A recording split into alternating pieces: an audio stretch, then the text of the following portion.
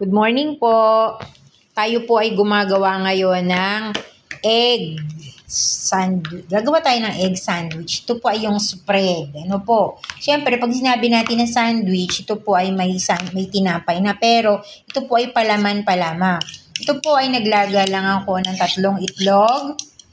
Tapos, 2 sibuyas na hiniwa-hiwa ng maliliit. Nilagyan ko lang po yan ng asin, paminta, at ngayon po ay lalagyan natin ng sugar, konting sugar. At nilagyan ko rin po yan ng 1 pirasong kalamansi para po makapag-prevent doon sa pagkapanis. So, ayan. Para balance. Meron po yung asin. Meron po yung sugar. Meron yung 1 kalamansi. 1 maliit lang na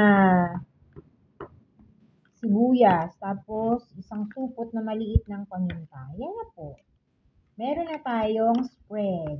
Meron na tayong nagiging egg sandwich. Pag po ito ay nilagay na natin sa ating bread. So, sana po subscribe Elgin Channel. Thank you.